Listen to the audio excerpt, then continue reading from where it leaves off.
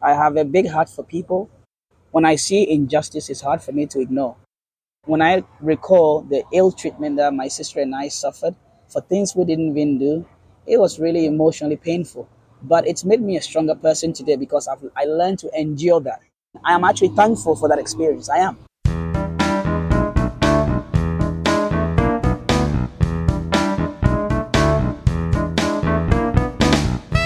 Well, hello. My name is Steve, and this is the place where we highlight everyday people making good happen each and every day. Welcome to World Gone Good. Did you hear my exciting news? We are just a few weeks away from my second cozy mystery being published. But wait. Have you read the first one? It's called Drown Town, and it's set in the 55-plus community of Diamond Glen, and this is the first sentence. Sandy Crowley is dead, and I can't tell anyone. And this is the last sentence. There are dogs to be walked after all, ... Now you just have to grab a copy of your own to find out all the other crazy fun sentences that come in between those. Drown Town has a 4.9 approval rating, and you can give it your own rating once you pick it up off of Amazon or Barnes & Noble websites. It's a good summer read featuring 2 murders and a dead dog narrator. What more could you want for your summer? Find Drown Town on Amazon or Barnes & Noble websites and support this here first-time author who's about to become a second-time author. Today's show begins with me reminding you of something very important. So listen up. You are blessed. I am blessed. We are all blessed. I use those specific words instead of saying, you're so lucky, or stop complaining about your life. Look, I do it too. I'll admit it. I do it too. I'm still beating myself up over conversations I had a decade ago. I get it. We might be beating ourselves up for the same conversation, you and I. Who knows? But we are blessed. And I think we sometimes need to be reminded how good we have it and how good the world is and can be if we choose to perceive it as so. As such, that way. If we choose to perceive it that way. The phone in your hand that you are most likely listening to me on right now is proof. So is the roof you have over your head, the running water and plumbing in your home, the electricity, the gas, the food in your fridge. We sometimes take for granted these things because we've always had them, most of us, right? They feel like basic stuff. It's not that hard. And I feel, speaking for myself, we are at a point in time, especially here in the United States, where we are so busy arguing with one another over, well, pretty much everything and anything that can be turned into an argument, or even if it's not, we'll just make one out of it, that we have forgotten how blessed we are. And just as importantly, how the rest of the world sees us as being this blessed and views us as something they wish to aspire to becoming themselves. This becomes glaringly apparent when we meet someone who didn't grow up here, someone from another country completely, someone who sees this and us as their goal and has achieved it themselves. It's an incredibly humbling reminder of how good we do have it and how important that it is to respect, preserve, and yes, celebrate it. Where is Steve going with all this? Jeez! I'll tell you where he's going, where I'm going, where he went, where I went. And that's to one of my favorite places, the coffee shop. This is where today's episode began and where it takes place. And this episode was for me the exact humbling reminder I just spoke of, which was given to me simply by sitting down and having a good conversation with the person you're about to hear. I hope that inspires you, reminds you of how blessed you truly are, and maybe even kickstarts you to embrace your own beautiful life in the boldest way possible. Quick production note / admission, because I will never lie to you, my lovely good person. My microphone I was wearing, I guess I forgot to turn it, what you call on. Shut up. You don't know me. I'm 175 plus episodes in and still making rookie mistakes. So if I sound a little far away, well, that's because I am, and you're hearing me off of my good guest microphone. But as always, the good show must go on.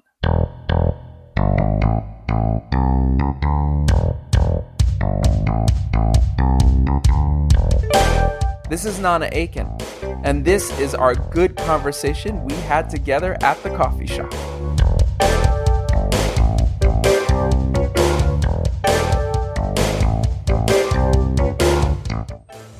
this is a little bit of a different experience for us. First of all, cheers. Cheers, cheers, cheers. Oh, nice. We're at the coffee shop. Mm-hmm. I'm not usually out and about.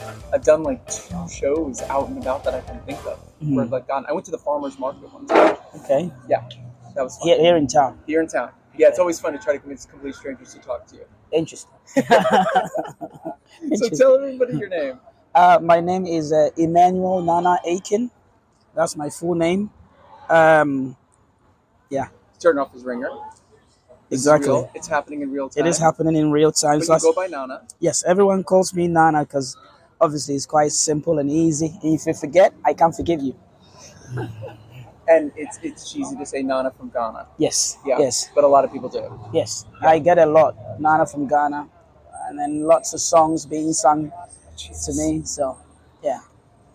I'm owed royalties from all these musicians. Oh, good. All Yes. right. Just go with it. We don't know the difference. Yes. All right. How did you and I meet? Oh, we met here, was it last week or 2 weeks ago? Yeah. I believe I had come in for a meeting with one of my friends, very good friends, and we was working on something. I saw you doing you was typing something, Right. which I believe to be you writing a book or writing something, and so I sat down and we both said hi, and I was curious to see what exactly you was doing because you had a book next to you, and Yep. so I asked what that was, and you told me you was a writer, and you work from here, but you're also based in LA, but moved, and yeah, that's how we got to talking, and we found out about some common interest and passion regarding our views of around our world views, and yeah, and From 2 very different worlds. yeah, from 2 completely different worlds, many oceans away. Yeah. We got to start here, though. Your friend's name was Allegra. Yes, See, I remembered. yes, exactly. That's another name that's not hard to... It's and not- she was from Spain or She's Italy. from Spain. See? She was born I in pay Spain. attention. You remembered. That's good. Yeah. When did you... Okay, so tell everybody, where did you grow up? So I was born in Ghana, in a place called Salt Pond. It's like we have regions. You Americans have states, so it's the equivalent of that. It would be like a region, and we have about. I don't know my own history, which is shocking, but we have about probably 54 different regions in Ghana, which. So I was part of Africa or South Africa? It's part of Africa, on the western side. So we're bordered by Burkina Faso, Ivory Coast, and Togo. So, anyways, I was born in Salt Pond, and then was fortunate enough to live in the city, which is Accra, the capital of Ghana. And yeah, Okay, this is random right now. You have tiny ears. I do. But trust me, it's like a sonar. I can hear, like I can tune in very, very closely. I can hear what's going on in the tea shop. I know, everyone tells me I've got tiny This ears. will play it all at a podcast. That's So I was just all right. talking, I'm looking at your ears going, my ears are tiny. Oh, yes, but trust me, they're sensitive, highly. I can zoom into the tea shop, what's going on in there. You grew up in a completely different culture. Yes. And how long before you came to the United States? Well, my journey is a bit unorthodox in terms of how I grew up, because football, soccer, as you call it here in America, that's what actually brought me here. Excuse me. But yeah, I was born in Ghana into a family of. I'm from a family of 9, including my parents. I've got 6 siblings, Wow. and then obviously my parents. And so, anyways, I've lived in Ghana between the ages of when I was born until about 12 years old, and then left Ghana to go pursue soccer at a professional level, and also a higher education around the age of 13, 14, and then I was fortunate enough to come here. But I guess you will find out that story as we go. So soccer, football has always been an important thing in your life. Yes. Why? So where I'm from, there aren't so many opportunities in terms of um, in Africa in general, right? Africa, the so-called developing nation, is one of them. And for me, when I was a kid, back in Ghana, I watched the pros. And we didn't own a television actually, so this is what will happen. I'll be sent to go to school, and on my way to school, I'll like sneak back around from school and just wander into someone's neighborhood just to go watch the Champions League, which I'm sure you know what it is, or like the World Cup, because sometimes it happens when you're still in school. So like, I would sneak around and like go behind someone's window. And back home, we don't have like people. Most houses don't have like massive walls around them. They don't have walls, so you can literally see what your neighbor is cooking. If their window is clear and your kitchen is next to theirs. So I would like, and I was really small. If you think I'm small now, I was obviously extremely small. So I would find like a brick or find like a big rock and put it next to the window, and then climb on top of it so that I'll view the game from the window. And Did anyone have a problem with this? They were just like, whatever, there's a kid outside watching the nah, game. no one This is cared. community. No one cared. Some people will be obviously don't want the family's privacy to be invaded, so they'll pull back the curtains, and then you go, come on, right? But then you go to the next house. You go to the next house. You go to the next house. Did anyone yell Nana go to school? Probably. I'm probably sure other people yell, "Get out of here and go to school," but we didn't care. We go to the next house. Right. Yeah. So that's the scenario, the environment I grew up in, and then I was fortunate enough when I was about 11, I was fortunate enough to be taken into a professional soccer school, which then changed my life completely. How did that happen? Where did that happen? So let me backtrack. So I was born in Salt Pond, which I stated before, and my biological parents, actually passed away when I was 5 years old. My dad passed away in a car crash. He drove the semi trucks, like the Amazon trucks and stuff like that. So he had an accident which fatally ended his life. So I honestly have no visuals or no memories of who he is. And then my mother passed away shortly after. I was very fortunate and lucky that my auntie and her husband decided to take care of my sister and I. My sister is older than I am. I'm the last one in the family, and so she took us on in the countryside. This is in South Pond where I was born. She took care of us and her husband for a while. But then her and her husband own a farm, so they spend half the time in the town and half the time in their farm. They had a house also built on their farm where they grew like corn, mangoes, different things, items. So I spent time going back and forth between my family home where they had their own room, and their farm where they had a house as well. One of my half siblings lived in the city. Like most of them were in the city working, and so one of them came back and spoke to my aunt and said, "Hey, we would love to take him. We would love to take him with us so that it could be less burdensome for your own family because." Again, they didn't have very much besides their farm, and everything they lived off of was from their farm. And so it was like an extra mouth to feed. My sister and I are extra mouth to feed and burden on their family. And we went through some abuse, basically. If I recalling whenever I recall it, like I forgive and stuff, but whenever I recall it, we went through some abuse that kids should not go through, especially being in a Western country where I've seen. In my country, it's called discipline, but we were also falsely accused of any wrongdoings or if something will go missing. We knew who did it, but my sister and I just don't want to cause any problems because their parent is helping take care of us, and so mentally we feel like when someone does something for you and you feel indebted to them. So when they do something they shouldn't do, it's hard for you to speak up. Sure. That was the type of scenario my sister and I was in. So their kids would do stuff that we are aware they did it, we saw it, but then they will ask us, "No, we didn't do it," and so then automatically by default, guess who gets the punishment.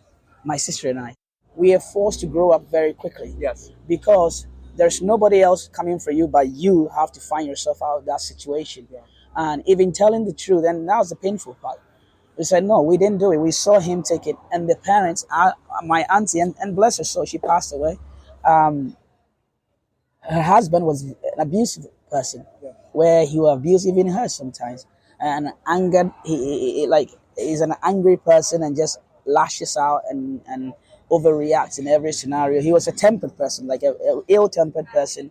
And so we grew up a bit in fear, but also made us very tough outside of the house. Right. Because we could stand up for ourselves, because we've learned to endure a lot of pain and stuff. So we don't let people our age, like, bullying. I never even knew what bullying is until I came to here in America. Right. Because back home, my age did not bully me, no chance, right?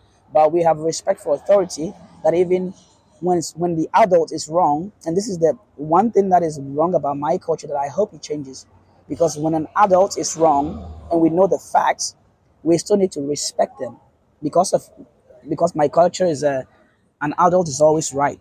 There's a flaw there, because then some adults could abuse that in a trust, that we have the respect for adults, and we have to do what they say and don't speak until spoken to. So Did you feel like you had to? Did you even realize that you had grown up as quickly as you did? I didn't realize that. No. I didn't realize that until I actually came to America, and also when I was in Europe. But especially when I was here in America, that's how I realized, man. And my teachers would tell me, you guys are very different. You're very mature for your ages, and how we were very responsible, because again, You didn't have a choice. we didn't have a choice. Yeah. So you went to the city. You were about 8 years old, Hmm. and at some point, somewhere in there, football, soccer, Hmm. came to you. You were playing. Somebody saw you. Hmm. A soccer ball rolled, like a golden soccer ball rolled up to you. So what happened is, obviously, when I was a kid back home, I was in kindergarten and I was in elementary school, like those things, we play like for recess, like we played mostly soccer, and there was no other sports really, because soccer is the biggest one uh, outside of the US, anywhere else. And so I grew up by default having a passion for that sports, and so I played as a tiny kid. And then when one of my brothers took me into the city, living with him and his wife, who also passed away, bless her soul, um, I started to. This is what I did, and whoever is listening to this podcast, please, this is not an endorsement for you to skip school. The kids that are listening, okay, It's a lot of skipping school in this lifetime. This is not an endorsement for you to skip school, but that was where my journey was, and so I took it. But my brother actually did quite well, and his name is Ebenezer, and I owe a lot of my wherever I am here in life to him. Is He took me in, opened his house and his family to me, and because he had no choice. He had no not he had no he had a choice. He was under no obligation to do it. He has his own family, right? But due to compassion and the fact that he wanted to see his younger brother give him a chance, he took me in and spent his own money and put me into like a private school. And it's expensive to put someone to have a private school education back home, because the people with money could afford it. He was pretty well off, so he did his best and gave me a chance in a private school. I made some friends at school and realized they play for a club, like a youth soccer club in town. And so we sometimes on our way to school, we just get off the bus and like, you want to go to the coach's house, and our coach lived next to the soccer field. Like his house was very close to a really massive soccer field that is well known in the town. So we sat on a car that I don't know, like you guys don't have that here in America, so it's hard to explain it. But like a car that stops at different, it's like the transit that you guys have, but it's called Trotros. Trotro, it's privately owned, and they will stop at different venues and pick up people, and people come off and go past where our soccer field is and then to school. But we will make sure when we get to that stop where the next people get on, next people get off, we get off and then walk to where our coach's house is. And our coach also was in a business where he rented video games like oh man, it's hard. Um, he had a kiosk or a shop. Let's say it's like this T-shirt, right? And he had screens, TV screens, a lot of TV screens, and the Nintendo games. And you could come play there? Yeah, Nintendo games like connected. It's like an arcade. Yeah, exactly. That's what it is, an arcade. He owned one of those, and so and mostly it's FIFA and Sega, Sonic. Yep. And you can see this is a child's fantasy. You see these kind of games, especially Sonic and FIFA. So we would go over there and play, and then also watch the Champions League, watch the English Premier League because he has them on. And so my passion started really took off like seriously once I would go and see the pros, see like Zinedine Zidane and Roberto Carlos, Ronaldinho. These are the guys I grew up watching, and I said, man, I would love to one day be on the TV screen or make it that far. And part of the motivation was also because I wanted to make money. I saw that as the way out to make money to change my family's situation. Because even though I was living with my brother and things were okay, I was mindful and never forgot about my aunt and uncle and my other family members and how I grew up. Right? I would have liked to be a kid. Now thinking about it, I would have loved to enjoy being a kid, but I never had the chance. So that journey took off, and then the guy had me my coach, but before then he wasn't my coach because he didn't know me. My friend introduced me to him, so I went to a training session. And he said, "Oh my goodness, it's a natural talent." And so then he said he didn't even talk to my family back home. You don't even have to talk to my family. My family didn't know, but I would go and train with him, and I said, "I'm going to practice." And they're like, "Okay, see you at dinner time." That's it. But here, I was talking about that, right, where in America it's completely different. So yeah, my brother found out that I was skipping school and getting off the bus and going to train, and I'll spend a lot of time training when I arrived at my coach, and then playing video games and learning and enjoying being with friends. And then he's like, "Well, we would like to get you on the team seriously, where we can register you for this age because we're a different age group. We can register you to play a year. I think a year or two. I was playing a year or two up. So how old are we talking? 10, 12? So I was probably like 10 years old, 11 years old. I was playing with the youth, U14. Oh, or I was 12, but playing with 14-year-olds.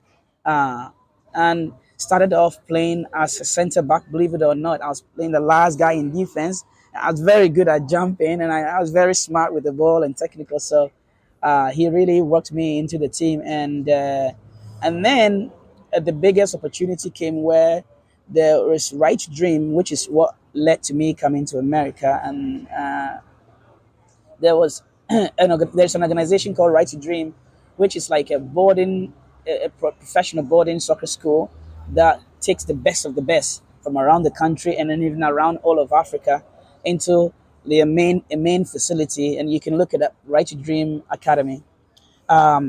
They're like number 5 in the world now in producing like professional players. But anyways, Right to Dream, I went to a tournament that it was hosted by Right to Dream, and my team was entered into that tournament. So our coach entered us into that tournament, and then my team won the tournament.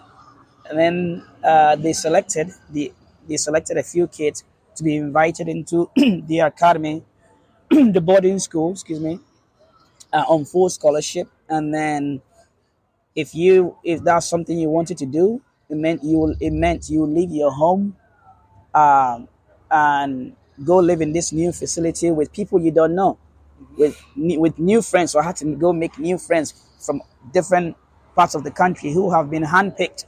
And so my brother obviously initially didn't know that I was skipping school, and then he found out, and then he disciplined me.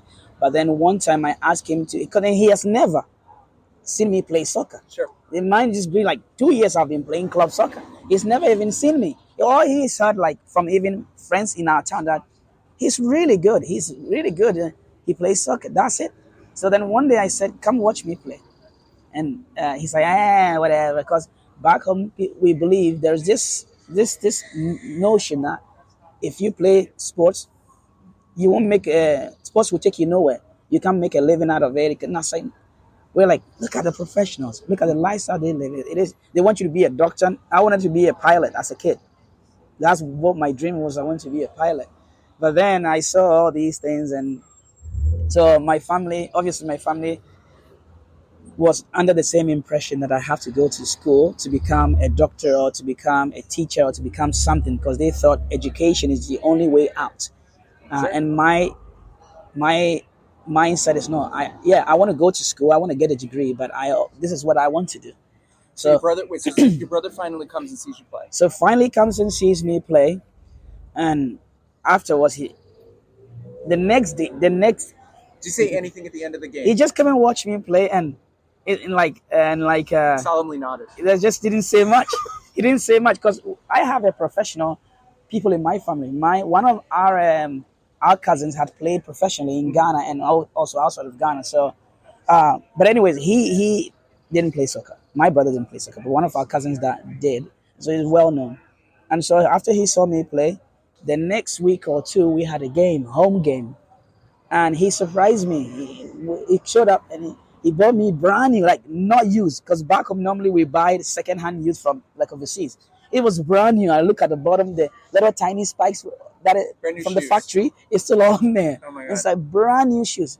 I was like, why? And he's like, I bought you this too because what I saw, you have a future in this. So he bought me those brand new shoes. In that moment, How old were you? I was 12 at this time. Okay. The happiest moment of my life because I've never owned a brand new soccer shoe. You felt seen. And I felt like he finally understood and acknowledged and was willing to understand why sometimes I skip school, even though he wasn't okay with it. And then bought me my shoes and obviously played the tournament, and I got picked. I was actually the first one in my age group to be picked. My age group hasn't been formed yet. But because I was younger playing up, they picked me from the tournament, and then they found out the boss, the owner of this organization, who had come to Ghana to scout for Manchester United. He was a scout from England to scout for Manchester United, like to scout 18-year-olds and older to go into the professional world. And then he came to Ghana and realized, or in Africa, and realized the resources there really is the younger generation that no one knows about. Yeah, that you can train. Yes, that you can train. So then he decided he's gonna let go of the older that and then focus on the younger generation. So he put his own resources in and founded the academy, the residential program, where now we had like Aston Villa. I had coaches from Aston Villa. I had coaches from Aston Villa, Manchester United, Fulham will come and train us, and then some of us were fortunate enough to go spend some time in England and train, and then Man City got involved, and so that was your first. That's the first time you left Africa. You went to Britain, UK. A lot of yes. And where did you go? Did you go to Manchester in the UK? Is that where you went? Were you in London? Where were you? I was in. So one of my friends had gone to Fulham, and then some had gone to Man City. I was in England, in London. Yeah. Okay, so take us through this for a second here. Do you remember stepping off the plane? You couldn't have taken a train. You had to have taken a plane. Yeah. First plane ride? First plane ever. I had never left. I had never even been on a train before. Like here in America, being on the train is like nothing. Or actually on the plane. Now I go on the plane every summer like it's nobody's business. But culture shock. The first time I was told I was going to be they're going to make a passport for me. I didn't even know what a passport was. Right. And so obviously when the time came and I was given a choice, do I want to like stay or go and pursue a higher education and a soccer career overseas? I was young, so my brother asked me if this is what I want to do, right? If this is what I want to do. And obviously I said, yes, this is what I want to do. And that means I was going to leave them. And it's hard. It's hard because I didn't really get to see my siblings much. I didn't get to see my siblings much because living in the academy by itself, I will spend maybe 4 months at a time before I go home on a holidays. That all of us, we were all collected from various places. We'll spend like 4 months at a time before we will be given like a holiday to go back for maybe like a month or 2 weeks and come back. So it was hard. It was hard. And I don't say this to make fun. It was almost like Harry Potter. Yeah. Like Yes. you Yes. almost Yes. went to That. like a whole other Yes. world, like a whole Yes. other magical place world. Yes. Okay, so take us forward. So you wind up. When do you come to the United States? In 2006, And where'd you go? I went to Dunn School. Have you heard of Dunn School? Because we are all student athletes there.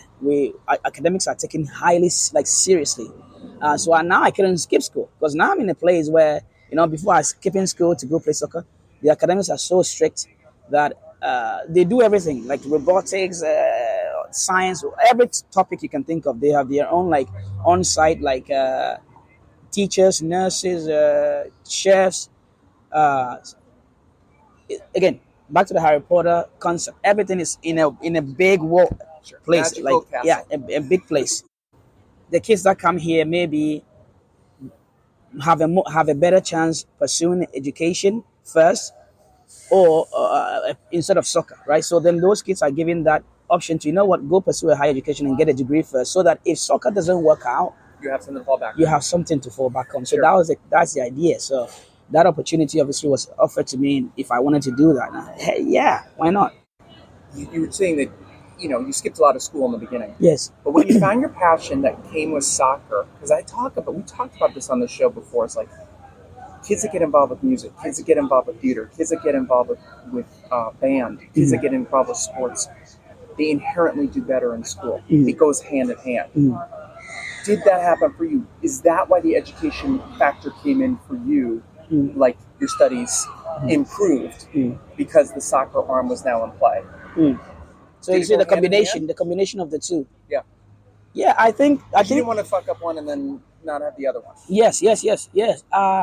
Again, coming from my background, the first person in my family really to have a college education and a degree, or attain a higher level of the higher level of education, and so I took that as serious. I took this education as seriously as the soccer, because I'm also a very competitive person, and I want to be the best in everything I do. There was another kid my age in our class back home in the academy who were very competitive. Like if he gets first in science, like the next exam, I want to be the first in science. So the two of us were like very very competitive. So I always match myself as I want to be the best in, even in the soccer field. I want to be the best I can be. I have a drive and a desire that I want. If an opportunity come, and this is what I told if the opportunity come for another person to be sent either to England or to America, I want it to be me. So you're here in the United States. There's obviously a culture shock that goes on, and you know that you have to go back home. Do you feel like a fish out of water when you go back home? Do you feel a little bit like, is there two versions of you at that point? Yeah, and there still is. Yeah. There still is, because I've been very fortunate now to travel to different parts. I've traveled to different parts of the world and here in the United States. But yeah, when I get the chance to go back home, I believe, like especially in 2010, massive shock, even though it's my country. But I go back with, because when I arrived in America, I had a huge clash of different cultural ideas in my head. Because back home I would do certain things, and here I couldn't do it. Let me give you a simple example, okay? And mind you, I wasn't the first person to come to America. I was the first person in my age group to be sent here, but there were older generation. They're called the first generation. They were older than me. They were the first like experiment. They were sent here first. So I had somebody here that I could kind of like look up to and feel like, oh, I know somebody from Ghana who is in the program that I knew them back home, and they'll be able to help me kind of walk my way around. But I have this culture shock when I get here, because some things I could do back home I couldn't do here. For instance, in class, I didn't realize in America a kid can just talk without asking for the teacher's permission. Again, it goes back to that culture, that respect for authority thing I was talking about earlier. What happened is I was in class, and the teacher is trying. This is a French class. Teacher, any of the classes for the matter, really. The teacher is talking, and then blah blah blah blah blah, and then a kid just doesn't even put the hand up, just say, yeah, but I think if they could have just trying to give their perspective and answer. I sat back in my seat and I said, oh, this kid is gonna get in trouble, bro. But then the teacher said, oh yeah, okay, well, come. Yeah, like give us more, like elucidate, like tell us more. And I was like, what? You know? Or like I see a situation where one of my friends, he was in his class and he's older than me. Bello is his name, and this is a story we laugh at. But so he goes to this is his first time here in America. He was here before me, but he's in class and he had a question. So the teacher goes, "Yes, all right, speak, go ahead." And he gets up from his seat and he puts his hand up first, right? And then teacher say, "Okay, yeah, go ahead and talk." And then he stands up in the class and start to talk, explain himself. So then the whole class go Why is he standing? like, okay, why is he? He's standing, and the teacher's like baffled by this kid's behavior. So take us forward. Tell us about the organization you now work for. Oh, so now obviously I have I have founded a charity, a non-profit called Legends Futbol Academy, and it's a youth soccer club, competitive youth soccer club travel club where kids come for tryouts, and if they have basically the same concept of what I grew up in, but in a smaller scale. Because I want to give back to Santa Barbara because the town has given me a lot since I got here as a youngster, and then obviously being able to attain education and then go and pursue a professional career, and then now being done, excuse me, feeling like I want to give back to the town. Yeah, we have kids come out and try out, and if we feel like they have potential or we see potential in them, we give them membership within the organization and put them on a team where they get professional training from guys or from coaching staff that have played the game to a very high level. We have coaching staff that have played professionally as well, not just myself, and we have some that have played in the collegiate level to kind of help guide the development of these kids that want to play soccer seriously, or even if it's not to play at the college level, for us to give them an experience where they'll feel like, oh, we played at a very high level and we learned this, and this, and this, and that. The objective really for founding this organization is not necessarily even to produce amazing soccer players. Yeah, that's one of it. But the goal really is to use the sport as an avenue to really help kids learn about life, because there is no better way for kids to learn about what life is going to be than through sports, at least in my experience. Because playing any sports will expose your strengths and weaknesses. Sports will. It doesn't matter whether it's basketball, football, tennis, whatever. It will.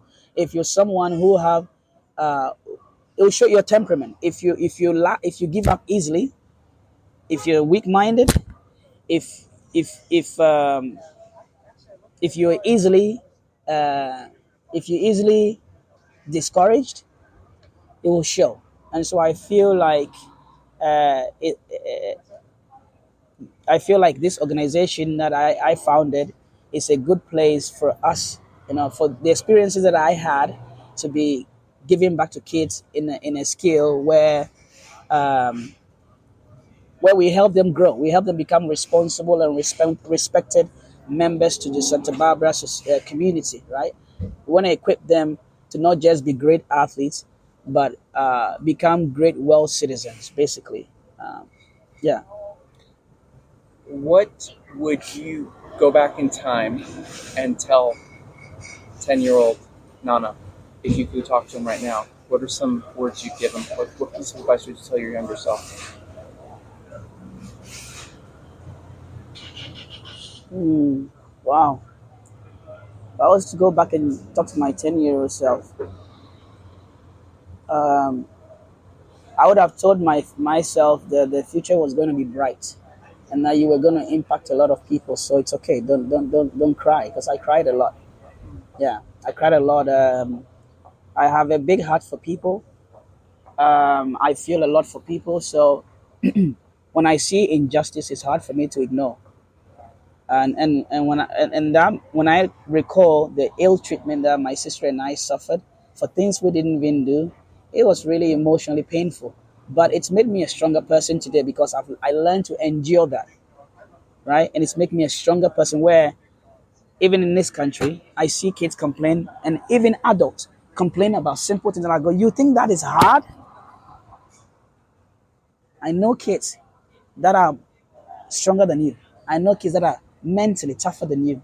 So because of that experience, it was a horrible experience I endured as a kid, but it's made me become a stronger person as an adult. And I am actually thankful for that experience. I am. Because who knows, maybe if I was born here into, or if I was born into this culture, perhaps I would have acquired some of the life, some of the norms that I don't like, some of the habits that I don't like. My country is not perfect. We have our own issues, but some of the issues here is it's so minuscule, and yeah. That's what you tell him. That's what I would tell him. But you'd also tell him that things are probably going to work out. Yeah, that's what I was like. You're gonna have an amazing future. You're gonna really impact a lot of people. You're gonna enjoy the fruits of your labor that you're about to put in. Yeah. So we end these shows with 3 questions. Don't worry, they're easy. Question number 1 is, where do people find you? Where do people find your organization?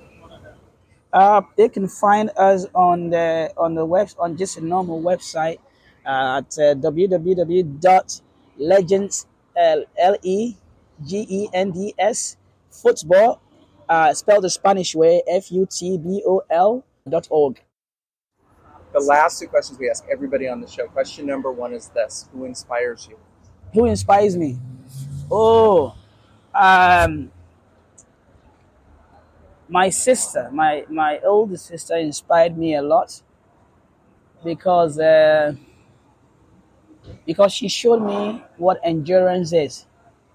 Being the older one, she bear the brunt of most of the discipline, most of the harsh disciplines that my auntie's husband put us through, physical abuse, and she will always protect me. She did her best to protect me because I was a younger one, and she's a lot of inspiration for me, as well as my brother, because he's a very hardworking man, and I saw a very good example of what a good work ethic looks like. My other friend Fifi, who I played with at Right to Dream and also here in America, is a good man with good conscience, very good heart, and a very kind human being. And then, of course, there are professional soccer players. Like in terms of soccer, my inspiration is Ronaldinho and Zinedine Zidane.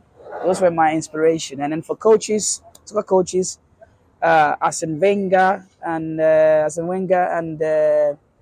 obviously Pep Guardiola. Those are my inspirations. If he has a name like Fifi and it's FIFA, he's set. Okay, the last question is not a question. It's how we end every show. It's really simple. You can go back to anything you want to say, or anything you think that comes to your mind. It's really simple. Tell me something good. Something good is, well, I'm very thankful and appreciative to have met good people in this country, like yourself. And there's many that have made my time here possible and more feasible in terms of navigating your culture and being given opportunities. And so I'm very thankful for that. All right, next time we're going for wine. Cheers. Cheers. Thank you so much. Thank you.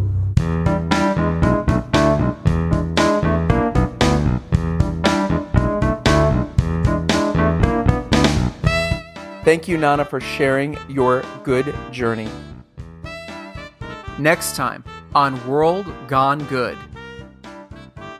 I'm not saying that cooking is easy if you're a traditional, if you eat a traditional diet, but it's just like that part of recreating the chicken texture and making ricotta from almonds or whatever. So I don't know. I find that part so fun to me. That's the best part. Fraser Fitzgerald is the nicest chef in the world per him. And that's good enough for me and you too. He is a digital content creator, a cookbook author, and he's a triplet. He's got one identical brother and a fraternal sister, plus a younger brother. This incredibly good human is redefining comfort food with his budget-friendly, plant-based recipes. His favorite thing to do in the world is cook with his family. So come hungry, because we're going to have a good old time on our next all-new episode. Until then, be good.